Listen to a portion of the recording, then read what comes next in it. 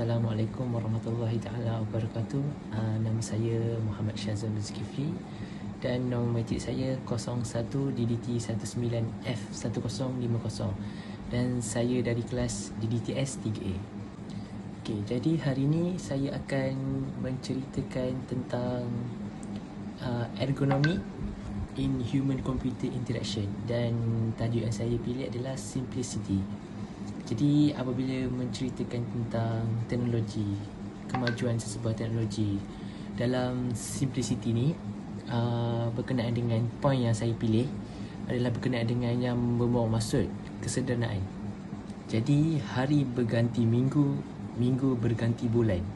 Semakin lama kemajuan teknologi kita semakin bertambah maju, mempunyai banyak pembaharuan yang telah dilakukan. Jadi apa yang dimaksudkan dengan simplicity iaitu kesederhanaan dalam human interaction komputer ialah di mana sesebuah satu penciptaan itu membuat lebih kesenangan, iaitu tidak terlalu over kepada pengguna untuk memudahkan kepada setiap pengguna untuk menggunakan teknologi yang telah dilakukan oleh sesebuah organisasi. Misal kata yang sering dipilih menjadi tumpuan ramai ialah dalam penggunaan jenis jenama brand Apple, di mana mereka sentiasa mengekalkan design yang begitu cantik, begitu sederhana tetapi cukup sentiasa selesa di mata pengguna dan sesuai diguna pakai oleh setiap umum. Dengan kesederhanaan yang dicipta kepada teknologi, sesebuah teknologi itu, dia dapat memberi ilusi yang menarik dan mendorong audien iaitu pengguna untuk terus menghayati sesebuah karya seni tersebut. Jadi begitu pentingnya simplicity ni kepada manusia, kerana dengan adanya simplicity ini dia dapat lebih memudahkan manusia untuk berkomunikasi atau kita kata dapat menjalinkan hubungan dengan sesebuah teknologi itu dengan lebih mudah. Maknanya dia tidak terlalu complicated. Misal kata seperti handphone pada zaman dahulu. Okay, kalau kita lihat handphone pada zaman dahulu, kita dapat lihat di mana handphone zaman dulu terpaksa menekan keyboard beberapa kali untuk mendapatkan huruf tersebut. Tetapi berbeza dengan pada zaman sekarang, di mana telah banyak pembaharuan yang dilakukan, di mana handphone pada masa kini masih sudah tidak lagi guna yang jenis keyboard yang tekan untuk mendapatkan satu huruf tu. Kerana pada zaman sekarang semuanya digunakan touchscreen, di mana mereka boleh menggunakan satu jari untuk memilih huruf yang mereka nak. Itu contoh kepada handphone. Jadi kita ambil contoh lain kepada website internet, mesti kata website internet. Jadi bila cerita tentang website internet ini, kita dapat lihat manusia kini lebih mudah untuk mencari sesuatu program, mencari sesuatu file yang mereka inginkan. Apabila setiap web design itu sudah dipermudahkan, semuanya telah diringkaskan, tidak terlalu over dan tidak terlalu complicated. Ini cukup sederhana untuk memudahkan manusia untuk menggunakannya. Jadi apa yang akan jadi kepada pengguna jikalau pencipta sesebuah teknologi itu tidak mengekalkan kesederhanaan di dalam pembuatan mereka? Jadi ini mungkin akan jadi lebih sukar untuk manusia. Misalnya kata seperti Microsoft Word pada zaman dahulu, di mana ini terlalu complicated untuk memilih tools yang ada kerana terlalu banyak pilihan yang menyusahkan manusia untuk membuat pilihan dan untuk memilih option yang ada kerana terlalu banyak dan terlalu serabut sehingga menyebabkan ini kelihatan tidak kemas dan rapi. Okay, berikut saya akan kongsikan kepada anda 4 cara yang boleh digunakan untuk simplicity the design yang boleh kita buat mereka gunakan untuk pengguna mereka.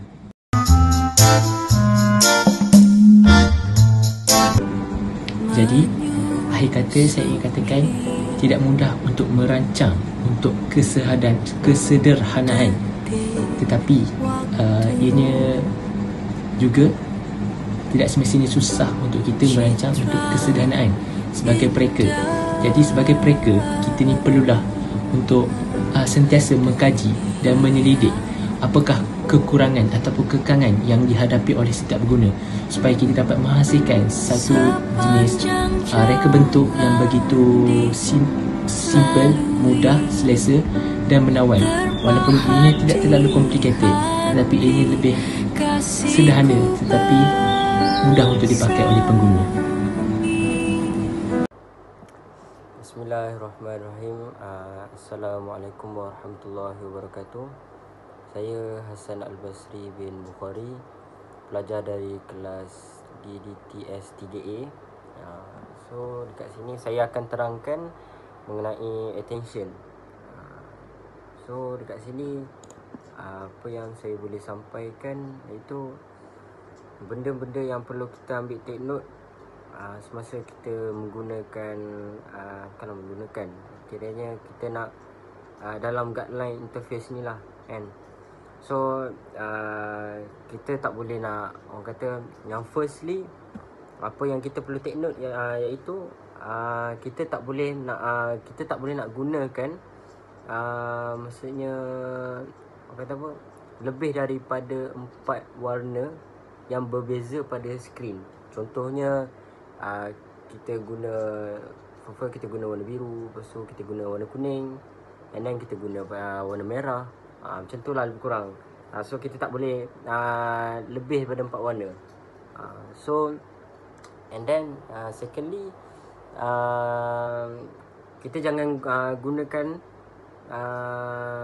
biru, tulisan biru kat dalam teks. Kita tak boleh nak gunakan tulisan yang warna biru dalam teks kerana dia sukar untuk dibaca.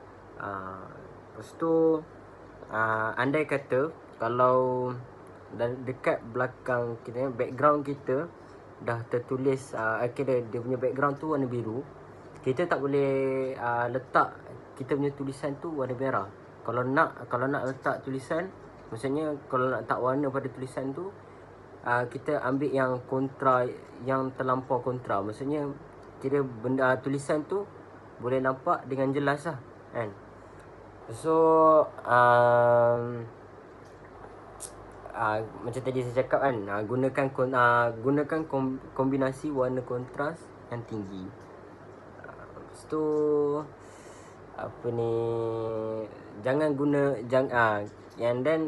kita tak boleh gunakan semuanya huruf besar. Kita kena guna huruf kecil ada, huruf besar ada. Maksudnya untuk yang pada awal ayat tu kita bolehlah pakai huruf besar lah. Macam tu awal perkataan tu kan. So apa ni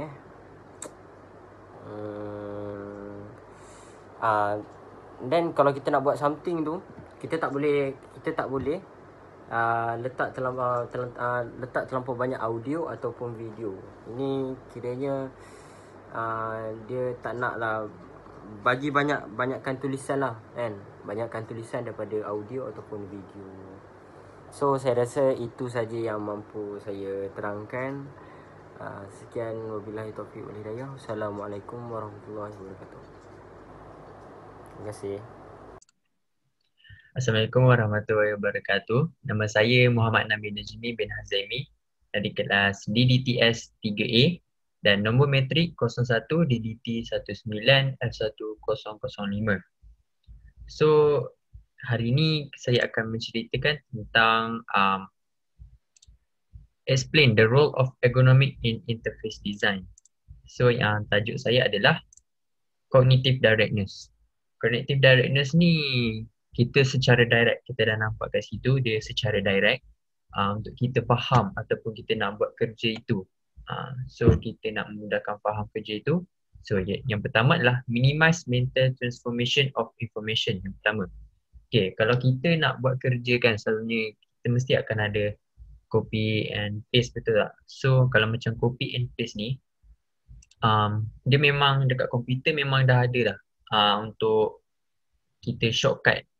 Untuk macam kalau kita nak copy, kita control then C. Kalau kita nak paste, control V. So benda itu adalah salah satu contoh.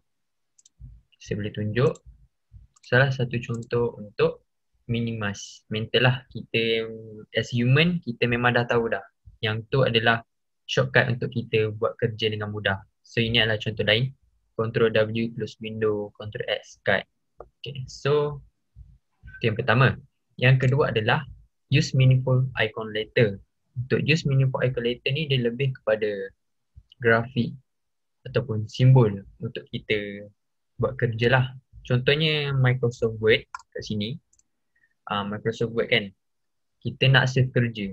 So kalau kita nak save kerja, kita memang dah tahu dah dekat atas ni dia ada simbol macam save. Ini orang panggil simbol save. Kita memang dah tahu lah.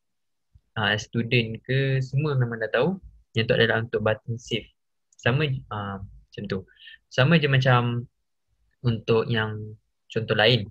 Kalau kita nak buka application untuk application WhatsApp, Spotify, SoundCloud, Dropbox, Waze, kita tak payah nak type WhatsApp yang dekat phone. Kita terus je tekan application punya yang grafik yang dia dah sediakan. Okay, yang ni kan. So itu adalah contoh grafik simbol untuk use icon later.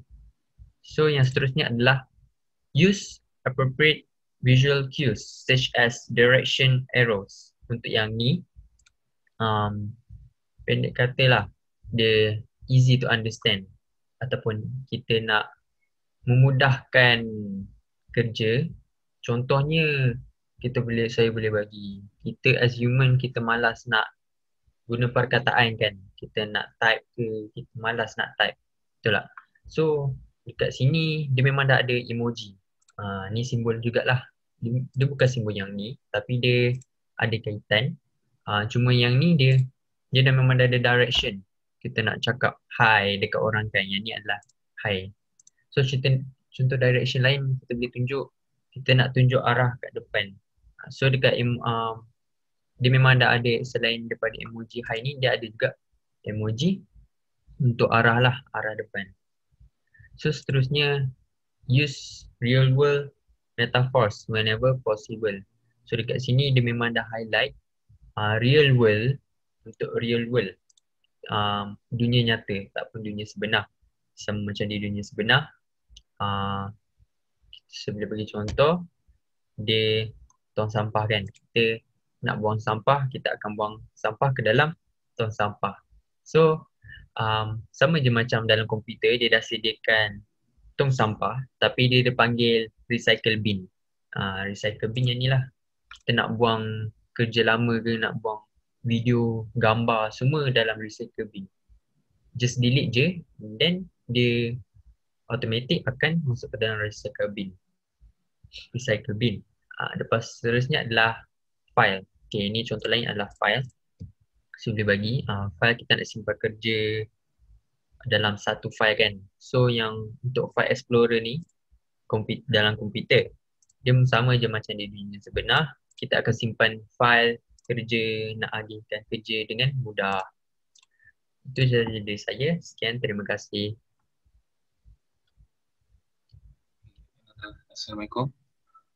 Nama saya Muhammad Nur Izzuddin bin Nur Syahidan. Nombor matrik saya adalah 01 DDT 19 F1058. Hari ini saya akan terangkan tentang Human Memory Limitation.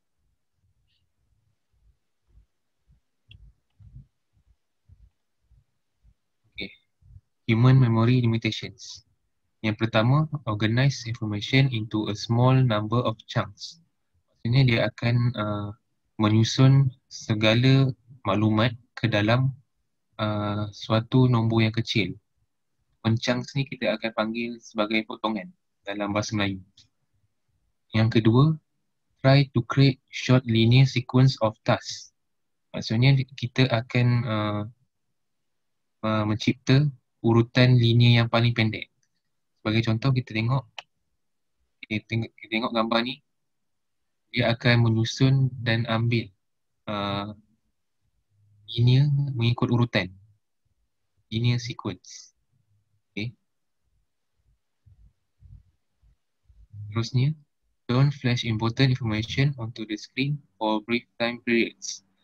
Kita tidak boleh memancarkan maklumat-maklumat penting ke dalam skrin untuk tempoh masa yang pendek, maksud tempoh masa yang singkat.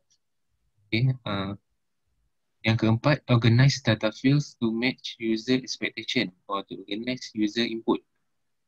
Dia akan menyusun kesemua data kepada user dengan harapan user dengan user mahu ataupun semua data ni kepada user ni. Terusnya, provide cues for the user to know where they are in the software or at what stage they are in operation.